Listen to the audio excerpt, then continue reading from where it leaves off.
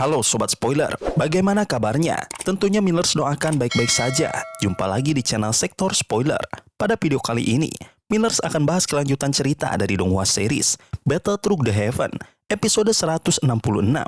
Seperti biasa, Millers mau ingatkan lagi bagi Sobat Spoiler, karena video ini mengandung spoiler, Mimin sarankan untuk tonton dulu episode-episode sebelumnya, biar ngerti jalan ceritanya.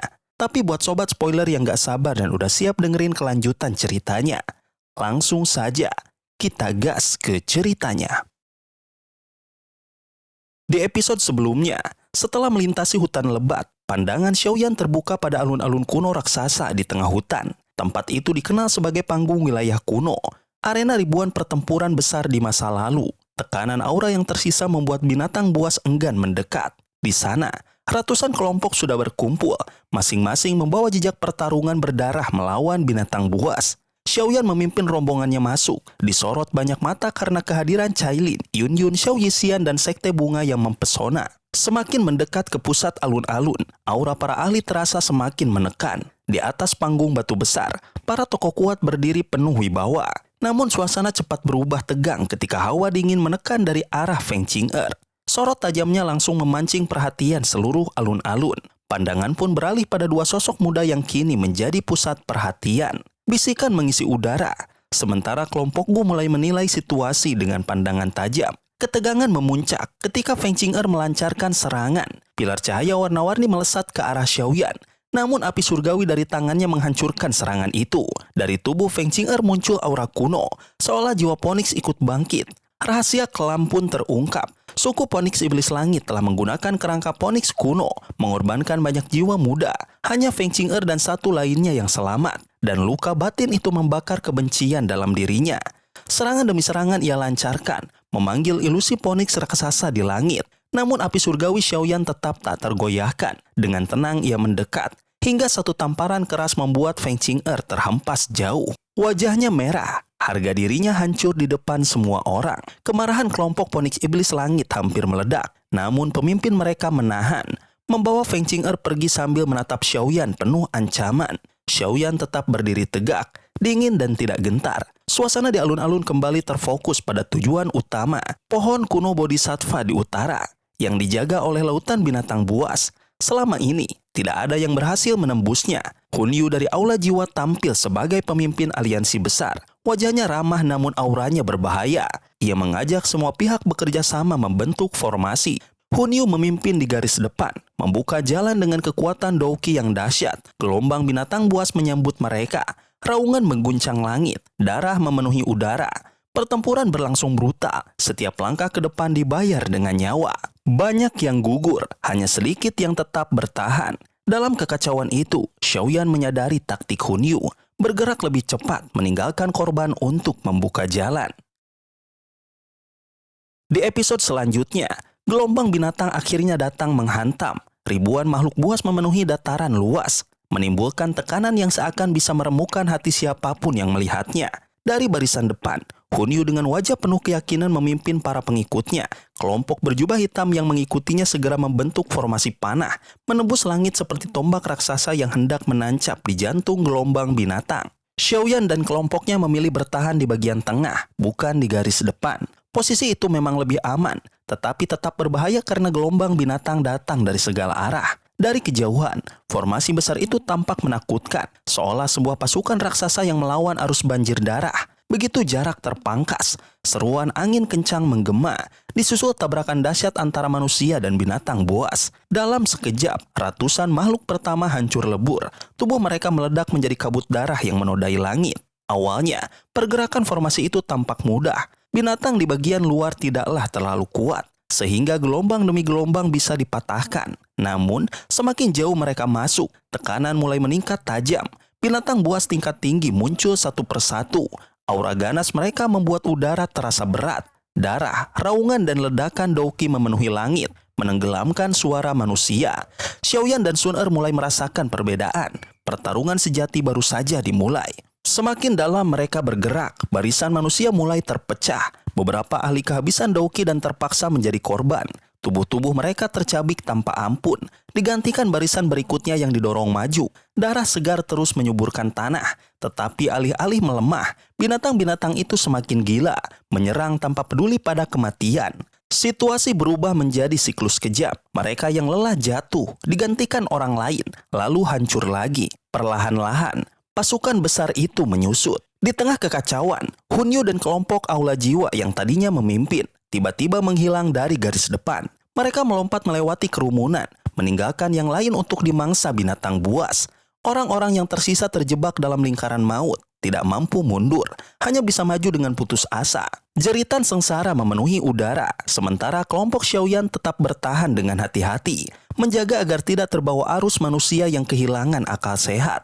Akhirnya, ketika seekor binatang raksasa berlapis logam hitam menerobos formasi, mencabik puluhan orang hanya dengan satu tinju. Kesempatan itu justru digunakan Hunyu untuk melesat ke depan, melewati rintangan, meninggalkan sekutu yang sudah sekarat. Xiaoyan yang melihat tipu daya itu hanya bisa menahan amarahnya. Ia memimpin kelompoknya mengikuti jalur yang sama, menembus kekacauan sambil menghindari jebakan maut. Di belakang mereka, ratusan orang tersisa tidak seberuntung itu. Mereka dikepung habis-habisan, tubuh mereka ditelan gelombang binatang, meninggalkan jeritan terakhir yang bergema di langit. Pertempuran yang seharusnya menjadi kerja sama kini berubah menjadi ladang pengorbanan, dan hanya sedikit yang mampu keluar dari neraka berdarah itu dengan selamat. Kelompok Xiaoyan melesat menembus udara, memaksa diri bertahan di tengah kepungan gelombang binatang. Kelompok Hunyu sudah berada beberapa ribu kaki lebih jauh. Mereka hampir tidak menguras banyak tenaga, seakan menyimpan kekuatan untuk saat yang tepat. Saat orang lain dipaksa maju menjadi korban, Hunyu justru beristirahat, menunggu waktu terbaik untuk menerobos. Xiaoyan mengamati barisan di depan, lalu menoleh ke belakang. Tak jauh dari mereka, suku Phoenix Iblis Langit ikut mendesak maju, dipimpin oleh Jiu Feng yang bermata warna-warni. Para anggota suku itu terlihat menjaga sesuatu. Di antara mereka ada sosok Feng Qing'er. Meski bekas tamparan merah di wajahnya belum hilang, ia masih bertahan hidup. Matanya sempat bertemu dengan Xiaoyan, namun kali ini ia menahan diri, tak berani menunjukkan kebencian. Xiaoyan tidak memberi perhatian lebih. Baginya, wanita itu bukan ancaman besar. Perhatiannya justru tertuju pada kelompok-kelompok lain yang masih mengekor di belakang. Mereka cukup kuat, tahu cara menghemat tenaga, dan tidak boros menggunakan dauki di awal pertempuran. Namun, gelombang binatang seakan tak ada habisnya. Di cakrawala, warna merah dari kawanan mulai menipis, memberi tanda samar bahwa ujung gelombang mungkin sudah dekat. Meski begitu, tidak ada jaminan akan mudah. Binatang yang lebih kuat bisa saja muncul kapan saja. Tekanan semakin terasa, raungan keras menggema, membuat tanah bergetar. Banyak kelompok di belakang mulai kehilangan tenaga, ditelan binatang buas tanpa mampu melawan lebih lama. Xiaoyan sadar, jika barisan itu runtuh, perhatian kawanan akan sepenuhnya beralih pada kelompok mereka. Tanpa pilihan lain, ia dan Gu Qingyang maju sebagai ujung tombak. Formasi segitiga dibentuk, menempatkan yang terlemah di tengah, sementara para ahli bergantian menahan serangan. Serangan dahsyat segera meletus, api surgawi Xiaoyan menyembur keluar, berubah menjadi naga api raksasa yang merobek udara dengan raungan menakutkan. Setiap ayunan ekornya menyapu ratusan binatang hingga hancur berkeping-keping. Di sisi lain, Gu Qingyang menebarkan jurusnya, menghapus kawanan dengan jejak tangan yang berkilau. Sun Er, Cailin, Yun Yun, dan yang lain turut memperkuat serangan, membuat jalur darah terbuka di tengah kawanan. Kemajuan mereka tidak mudah. Sekuat apapun binatang itu menyerbu, kekompakan kelompok ini membuat mereka terus melaju. Namun, semakin jauh mereka masuk, semakin berat beban yang harus ditanggung. Binatang-binatang setingkat Douzun mulai bermunculan. Serangan harus dilakukan berulang kali sebelum seekor saja benar-benar tumbang. Nafas menjadi berat, tubuh dipenuhi keringat, dan meski pil pemulih bisa membantu, rasa lelah tetap menumpuk. Di saat kecepatan mereka mulai melambat, kabar mengejutkan datang. Kelompok Hunyu tiba-tiba menghilang dari pandangan. Rupanya, mereka sudah menemukan celah dan memanfaatkannya untuk menembus akhir gelombang lebih dulu. Kesadaran itu membangkitkan semangat baru. Xiaoyan memimpin serangan dengan kekuatan yang lebih ganas, memecah barisan binatang terakhir yang menghadang. Naga api raksasa menghantam seekor makhluk berukuran 1000 kaki, memecah tubuhnya menjadi kabut darah, menciptakan celah besar di barisan musuh. Dengan momentum itu, kelompok Xiaoyan menembus keluar. Tubuh mereka melesat ke udara, meninggalkan raungan gila binatang buas yang masih mengaum dari kejauhan. Namun anehnya, Tak satu pun berani mendekat, seakan ada sesuatu yang menahan mereka. Saat akhirnya mendarat, Xiaoyan merasakan keheningan yang mencurigakan. Dataran luas di hadapan mereka tampak kosong, hanya dihiasi satu pohon hijau raksasa yang berdiri anggun seorang diri. Pohon itu memancarkan aura kuno, memancarkan cahaya jernih yang kadang berubah bentuk, membuatnya terlihat misterius dan agung. Hati Xiaoyan berdegup kencang. Ia tahu apa yang sedang dilihatnya. Pohon kuno itu bukan pohon biasa, melainkan pohon bodhisattva yang legendaris, sebuah peninggalan kuno yang selama ini hanya ada dalam cerita. Pohon bodhisattva kuno berdiri megah di tengah padang rumput luas, menjulang bagaikan pilar yang menopang langit. Dari kejauhan saja, auranya terasa agung dan menekan. Bayangannya yang luas menutupi tanah, seperti sosok kuno yang telah hidup sejak awal dunia. Saat kelompok Xiaoyan semakin dekat, mereka bisa merasakan hawa kehidupan yang begitu murni sekaligus misterius, seolah setiap hela nafas yang keluar dari pohon itu membawa kekuatan abadi. Namun di balik kejayaan itu, hati Xiaoyan bergejolak. Semakin ia mendekat, semakin jelas kegelisahan yang sebelumnya samar kini terasa menusuk. Jiwa kuatnya menangkap tanda-tanda bahaya, meski sangat halus. Ia sadar, tidak mungkin makhluk ilahi semacam ini bisa bertahan jutaan tahun tanpa melahirkan kesadarannya sendiri. Jika benar pohon itu hidup dan sadar, maka ia akan menjadi salah satu eksistensi paling menakutkan di benua Douqi. Di sekitar pohon, kelompok demi kelompok mulai berdatangan. Hunyu dan pengikutnya sudah lebih dulu tiba. Sementara suku Phoenix Iblis Langit dan beberapa faksi kuat lainnya segera menyusul. Tatapan mereka tertuju pada pohon agung itu dengan penuh nafsu dan kewaspadaan. Tidak ada yang bisa menahan godaan, sebab semua tahu pohon ini adalah harta karun alam tingkat tertinggi, sesuatu yang hanya pernah mereka dengar dalam legenda. Semakin dekat jaraknya, hawa aneh semakin terasa. Udara yang tampak jernih dan penuh kehidupan ternyata menyembunyikan sesuatu yang gelap. Dari pandangan Qinglin, cahaya hijau lembut yang memancar dari pohon justru membawa racun samar, dingin dan dipenuhi emosi negatif mirip manusia.